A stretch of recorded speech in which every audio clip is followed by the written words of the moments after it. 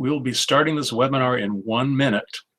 And what I'm going to do between now and the end of that minute is I'm going to click on this screen so you can see my slides instead of me. I don't think it's a bad idea for you to get to see me for just a minute, though. So let me get ready, and we'll be getting started here in less than a minute.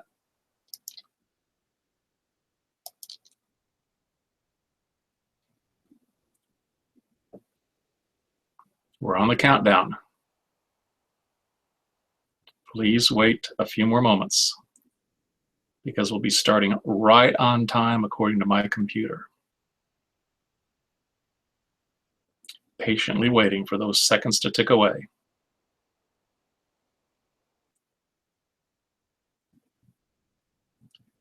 Good morning, good afternoon, or good evening, wherever you happen to be.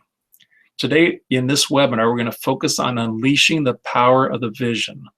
It's one of the ways in which we help our clients catch the spark to then be one. My name is Keith Weedman. I'm the principal of Level 3 by Design. We help people hone leadership skills to affect change, unleash creativity, and empower people. Vision is one of the tools that we use in our company's work.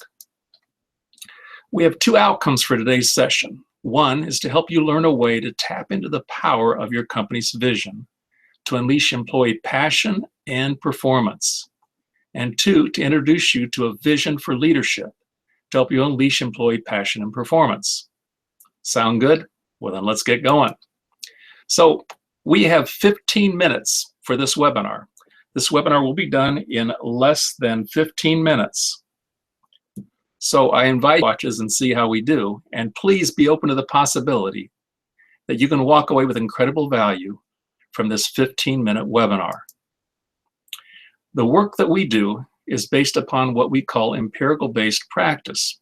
What this means is we've used these ideas to make a difference in the world. So these are all established ideas. So if you were to go to the dictionary, Merriam-Webster's dictionary, and look up the definition for vision, you will not find the words that are on this page.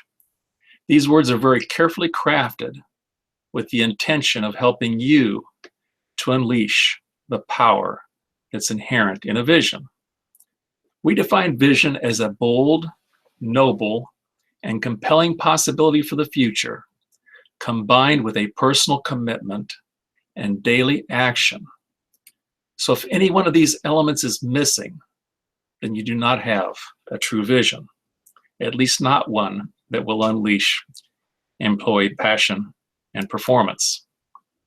Now, about corporate vision, a corporate vision does need to be big enough where there's room for every employee to contribute. There's no corporate vision until the chief executive officer, or whatever the title the person goes by, makes a public commitment and then takes daily transparent action to bring that vision into reality.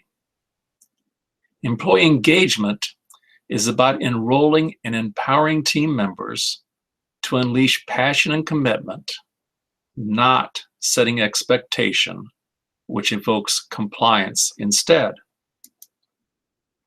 Here is a vision I invite you to consider for leadership. It's important that you think of leadership from a visionary perspective.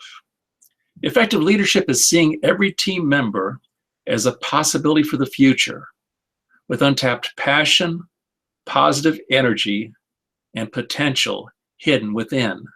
In other words, it's not just those who are deemed to be talented, it's every single member of your team that a leader is responsible and has the capacity to unleash passion, positive energy, and potential. Your role then as a leader includes helping every team member to individually and collectively unleash these possibilities. And when you do, you may note something like what you see here, the metamorphosis with the butterfly. You all know that the monarch begins as a caterpillar, goes into cocoon, and then emerges as a butterfly. And while we may not be quite as beautiful as a butterfly or good looking as a butterfly, when we are engaged and passionate about the work that we do and exhibiting positive energy, we do show up quite differently than when we're not. So the reason we have these specific key elements as a part of the definition of a vision is we want you to have your vision influence what you see. You see, perceiving is actually a creative act. It does involve all five of our senses, and we have the capacity to see the world through our vision, as well as be influenced by our knowledge, beliefs, and past experiences. We actually have the capability to perceive any person or situation at any moment creatively through your corporate vision and your vision for leadership. So there was once a gentleman by the name of W.H. Murray, and he was a professional mountain climber, and he was involved in the first serious attempt to climb Mount Everest in 1951. He wrote a book about the experience called the Scottish Himalayan Expedition. In that book, he writes about the experience of when they went from having a vision of climbing Mount Everest to actually making a commitment that they were going to climb it. This is what he said. There is one elementary truth, the ignorance of which kills countless ideas and splendid plans, that the moment one definitely commits to oneself, then providence moves too. All sorts of things occur to help one that would never otherwise have occurred. A whole stream of events issues from the decision, raising in one's favor all manner of unforeseen incidents and meetings and material assistance, which no man could have dreamt would have come his way. So he speaks of the experience of seeing the world through the vision of climbing Mount Everest. So here are a couple of very well-known vision statements. One is by Dr. Martin Luther King Jr. It was first spoken on August 28, 1963. In this speech, he stated, "I have a dream that my 4 little children will one day live in a nation where they're not judged by the color of their skin, but by the content of their character." Dr. Martin Luther King's work is still alive today.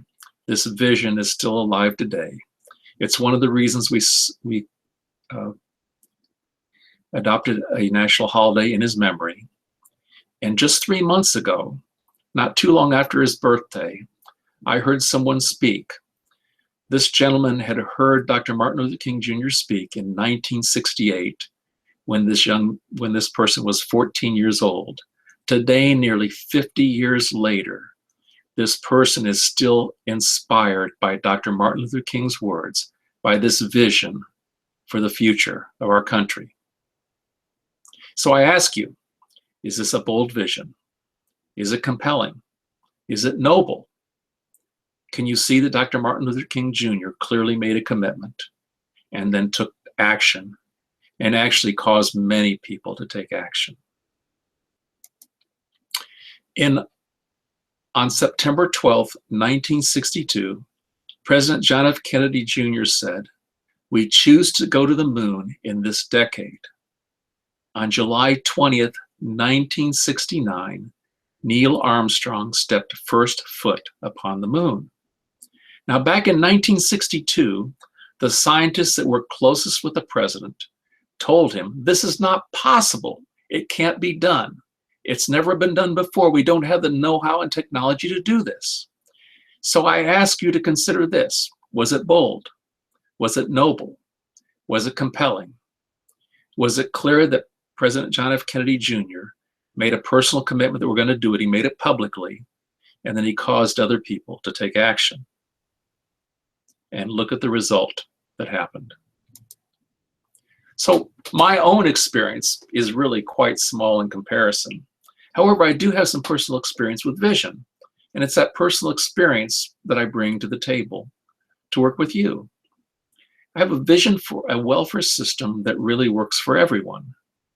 It's a revolving door system for people who have the mental and physical capabilities to become self-sufficient. It's a system that integrally involves the community to work in partnership with clients to enable self-sufficiency. A system renowned for producing results. A system that fosters community pride and ownership. And I just had the privilege to speak last night to a group of people in a family self-sufficiency program, currently receiving assistance and clearly committed to becoming self-sufficient. So now we're going to dig into this idea of unleashing passion and performance. So you can see the slide here. There's a picture of Sparky, Sparky was created by Zonda. Zonda, at the time she created Sparky, was receiving public assistance. And she also was someone who resonated to this vision. And she made a commitment to be a partner and then took action.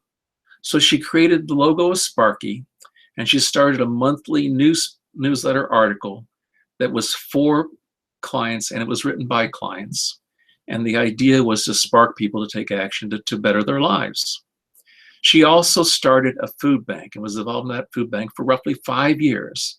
So for 5 years, while her family was becoming self-sufficient, she was also involved and engaged as a volunteer with passion, and her performance clearly was impacted by her commitment to the vision. Now, if you look here, you will see Betty on the left and a business owner on the right. In this picture, this business owner is presenting Betty with a $500 check to launch the food bank. Betty, Zonda, and roughly 12 people that were all receiving public assistance when they first started, and then over a period of time, many of them no longer received public assistance, worked together for over 5 years, and they ran a food bank strictly as volunteers, and they were able to staff that food bank for 5 years with people either that had been on assistance or previously were still on assistance. And they thought it was really important to start this food bank because they believed it was important to treat people with dignity and respect. And they also thought it was important that no person should go hungry while they're waiting for their food stamp benefits. And they also thought it was important to march in the Christmas parade. Now, if you look here, this is a picture of their float in the Christmas parade. You can see there's nothing fancy about the float. And yet you've got a picture there of Barb, who was another volunteer that I worked with for 6 years. And you can see by the strut in Barb's step that there's clearly a sense of pride and ownership and a passion for the work that they were doing. And for 6 years, she was my partner in helping other people become self-sufficient, while she herself was quite an extraordinary success story and a role model for me about what's possible. So here is a picture of a governor. Governor Evan Bayh is on the right-hand side. At the time, he was a relatively young man. He's a little older now.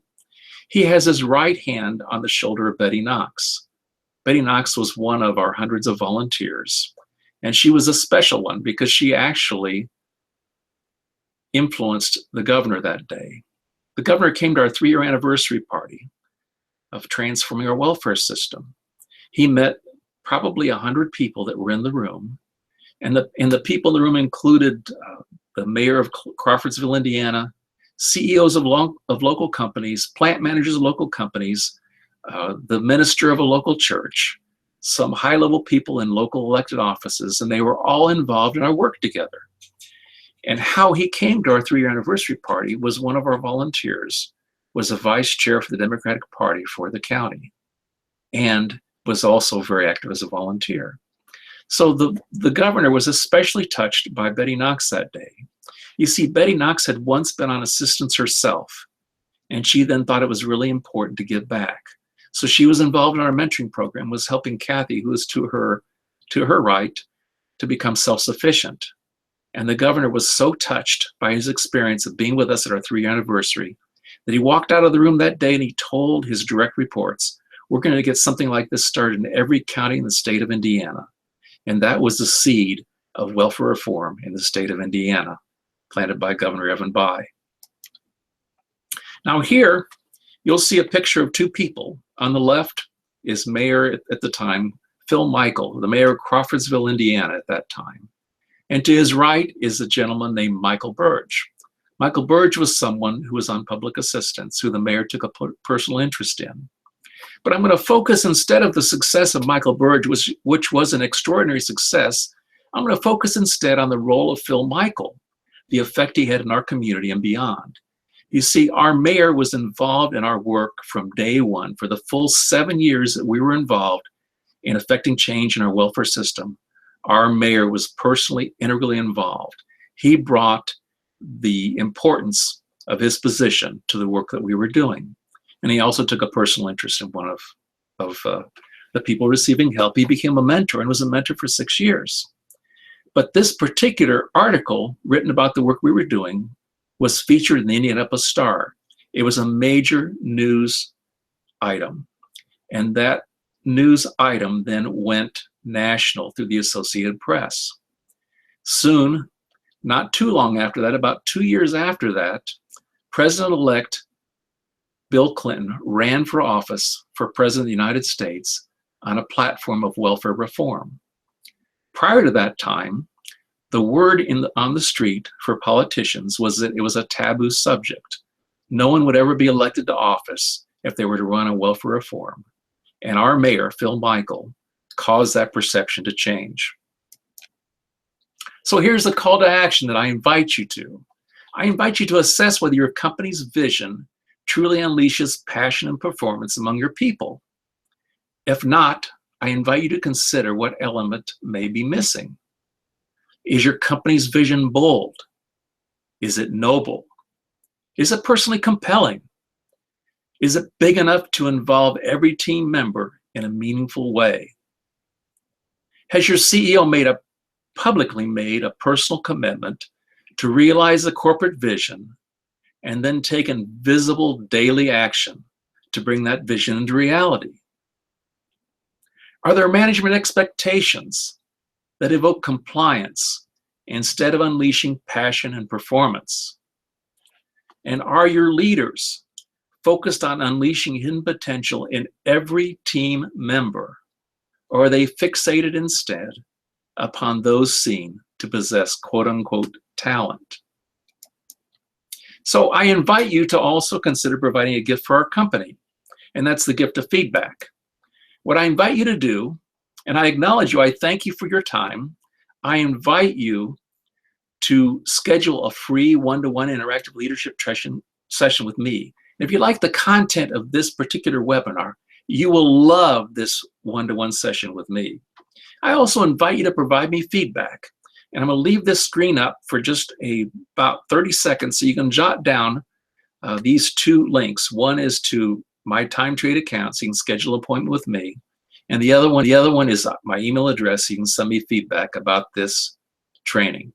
Thank you so much. It's been great working with you. It's been absolutely a privilege. I wish you the best of success in using vision to unleash the passion and the performance of your people. Have a great day.